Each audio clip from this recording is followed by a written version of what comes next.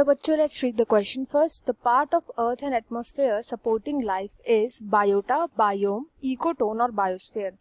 वो पार्ट अर्थ का जहाँ पे एटमॉस्फेयर जो होता है वो लाइफ को सपोर्ट करता है. Part of earth and atmosphere जो लाइफ को सपोर्ट करता है, मतलब इसमें अर्थ भी इंक्लूडेड होती है एंड यहाँ पे एटमॉस्फेयर भी इंक्लूडेड होता है. तो यहाँ पे की कॉन्सेप्ट हम पढ़ेंगे अबाउट बायोस्फेयर. तो बायोस्फेयर इस क्वेश्चन का राइट आंसर भी होगा.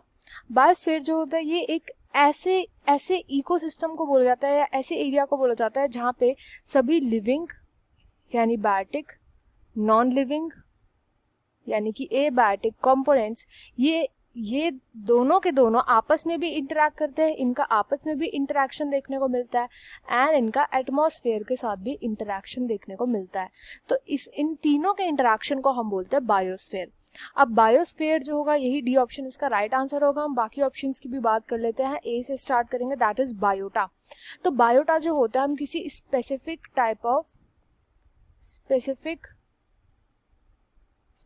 टाइप्स ऑफ ऑर्गेनिजम्स की बात करते हैं, लिविंग ऑर्गेनिज्म की बात करते हैं जो कि बिलोंग करते हैं किसी पर्टिकुलर रीजन को या किसी पर्टिकुलर कम्युनिटी को या किसी पर्टिकुलर इकोसिस्टम को.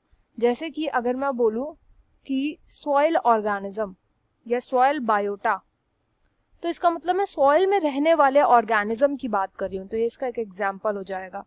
नेक्स्ट आता है इकोटोन. इकोटोन जो होता है ये वो ट्रांजिशनल एरिया को बोला जाता है. अभी बायोम की भी बात करेंगे. इकोटोन उस ट्रांजिशनल एरिया को बोला जाता है जहाँ पे दो इकोलॉजिकल कम्युनिटीज या फिर इकोसिस्टम्स कोलाइड करते हैं. इकोसिस्टम कोलाइड करते हैं. तो बेसिकली क्या होता है, इकोटोन्स के अंदर इन दोनों इकोलॉजिकल कम्युनिटी या दोनों इकोसिस्टम के कुछ कॉमन कैरेक्टरिस्टिक्स होंगे, कुछ कॉमन ऑर्गेनिज्म मिल सकते हैं, कोई कॉमन नॉन लिविंग कंपोनेंट ऐसा होगा जो इस ट्रांजिशनल एरिया में दोनों इकोसिस्टम का प्रेजेंट होगा. तो इनको बोला जाता है इकोटोन. नेक्स्ट आता है बी, दैट इज बायोम. अब बायोम बोला जाता है कि जब living and non living components, living and non living components आपस में इंटरैक्ट करते हैं, ये इन दोनों का इंटरैक्शन देखने को मिलता है. इंटरैक्शन एंड ये जो यहाँ पे जो वैरायटी देखने को मिलती है लिविंग एंड नॉन लिविंग की, यहाँ पे जो वैरायटी देखने को मिलती है, ये देखने को मिलती है, डाइवर्सिटी जो देखने को मिलती है, ये डिपेंडेंट होती है हाईली अपॉन द क्लाइमेट. मतलब एक क्लाइमेट इन्फ्लुएंस बहुत ज़्यादा होती है. जैसे इसमें एग्जाम्पल हो जाएगा टुंड्रा बायोम. टुंड्रा में आपको एक जगह, चाहे वो किसी भी कंट्री में हो, तो टुंड्रा बायोम में आपको एक जैसे लिविंग नॉन लिविंग कंपोनेंट्स देखने को मिलेंगे. या फॉरेस्ट बायोम हो गया, उधर आपको हर कंट्री में एक जैसे लिविंग नॉन लिविंग एलिमेंट्स देखने को मिलेंगे.